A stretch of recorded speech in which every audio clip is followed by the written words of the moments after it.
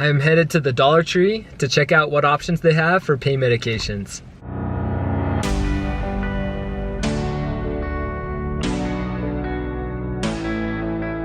I'm Dr. Ammon Hills. I'm a pain management physician practicing in northern Utah. I'm actually never been to the Dollar Tree looking for medications before, so I'm interested to see what options they have for over-the-counter pain medications. All right, let's go check it out, see what they have.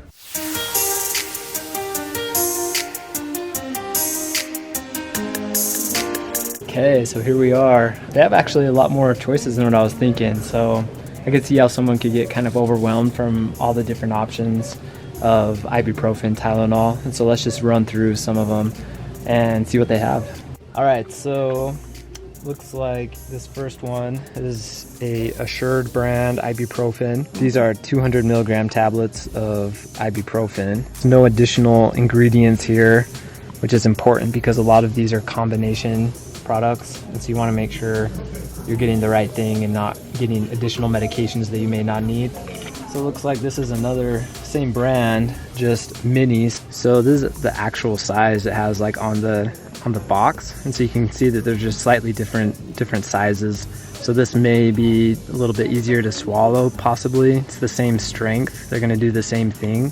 You also get 10 tablets compared to 6 if you go with this one, and so same price. Here's another ibuprofen tablet. So again, 200 milligrams, but 40 capsules instead of the other ones that only had 6 or 10. So a little bit different. Still going to be the same strength, same type of medication, just slightly different.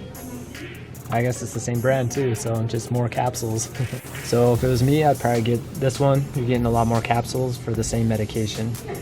So here we have Advil, which is actually also ibuprofen. So the same as the previous 3 medications that we did. And again, it's the same dose, so 200 milligrams. This, because it's a name brand, you're also going to get fewer tablets. So you get 6 tablets for paying for the name brand Advil. Not necessarily going to be a better medication, not going to really respond better, but same medication, right?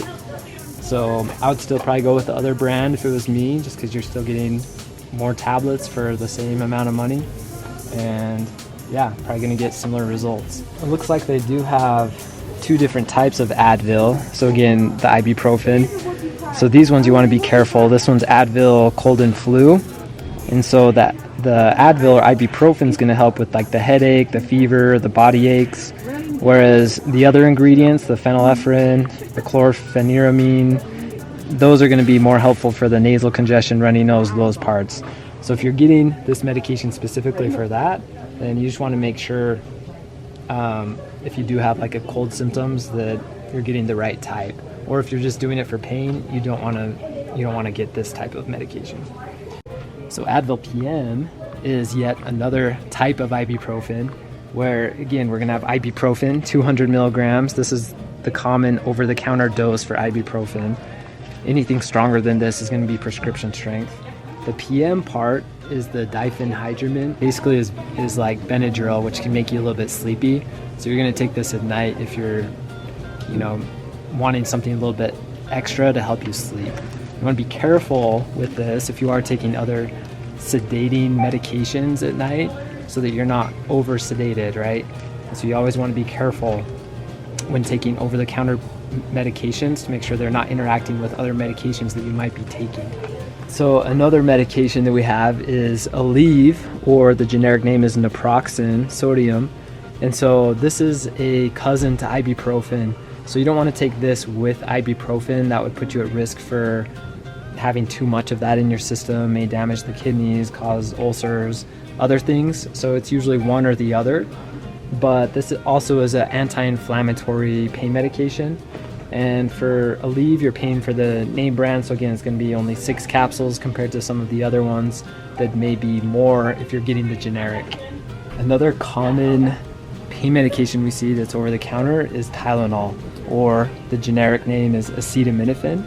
And so here we see Tylenol extra strength, which is usually a 500 milligram dose, which we can see is what this is here. And again, this is also used for, you know, common aches and pains, headaches, arthritis type pain. And we can see with this that we're also paying for a little bit of the name brand, so it's going to be less. It's going to be 6 capsules. You can find generic alternatives that are going to be cheaper, also acetaminophen, and just look to see if it's the same dose. Usually it is. I can prescribe usually sometimes up to 2 tablets 3 times a day would be like a max dose. But again, it depends on what other medical problems you have, what other medications you're taking. So it's always important to consult with your doctor before really starting on a lot of these medications yourself.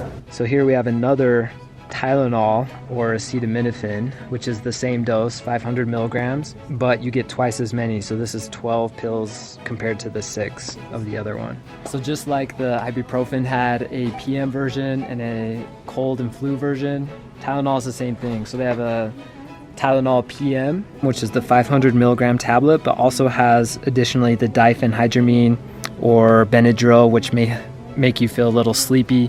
Again, be careful with this if you're taking other sedation medications that'll make you too sleepy. And then here's the cold Tylenol version, so cold multi-symptom.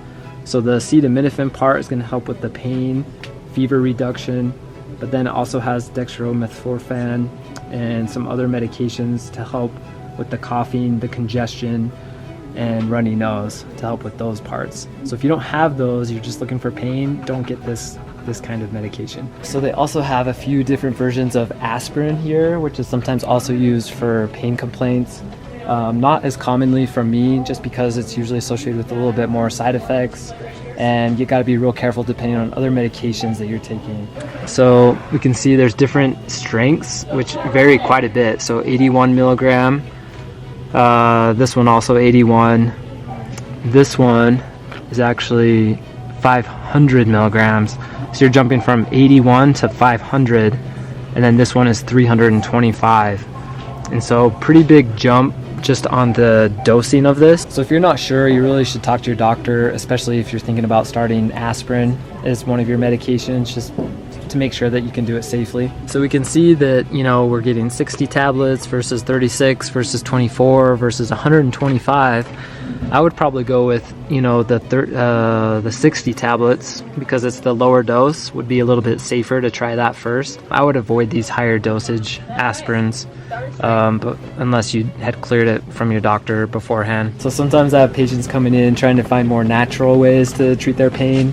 So I noticed they have a few options here. So turmeric is one. So there's one thing that could potentially help decrease inflammation. So if you have pain coming from inflammation, then sometimes people will try some turmeric. Another thing is vitamin D. And so vitamin D, if you have low levels of vitamin D, that has also been associated with chronic pain states. And so maybe something you want to check out. And then glucosamine. So glucosamine has been used for people that have arthritis pain or joint pain. So some people that have had like bad knee pain because of arthritis, they've tried this, and for some people it may be helpful. Not a lot of research behind it, but maybe worth a shot trying. So believe it or not, some of the most simplest things you can do can be some of the most effective things as well. So I have a lot of patients that actually get a lot of benefit from things as simple as like a heat wrap or a cold compress. And so they have several different options for heat or ice, and those things can all be pretty helpful. Another thing sometimes people will do is they'll do cold bath or soak in the hot tub or just the tub. Epsom salts can sometimes be helpful for that. Again, a lot of this doesn't have a ton of research behind it, but can be helpful for certain people. So let's look at some of these different patches. This can be a confusing area for a lot of people. And so you got to really pay attention to what the ingredients are in these patches. And so just looking at a few of these, if we take a couple off the shelf, we see in the ingredients that it's got some camphor and menthol and also some salicylate in this one. If we compare it to this cold and hot pad, this one is mostly just menthol 5%. And then if we look at this back patch, which we look at the ingredient, also menthol 5%. And this muscle rub, also a different brand. Look at that, menthol 2.5%. So a lot of these pain relieving patches, this also menthol combination salicylate and camphor, and so a lot of these are pretty similar as far as the medications they have in the patch. A lot of times, often other pharmacies may have a over-the-counter lidocaine patch that can also be helpful for pain. You also just have to be careful, make sure with these patches that you're not getting any skin irritation or sores, which is why you need to give your body a break after taking the patch off. You can't just wear them continuously. Although I usually recommend the lidocaine patches, I may give this one a shot. You know, it's got these 20 small patches, so you get a lot more for less money, and it does have the menthol 5% along with some of the other medications. So if I was going to try any of these, it'd probably be this one. Thanks for joining me today. If you have any questions, please leave those below, and we'll see you guys next time.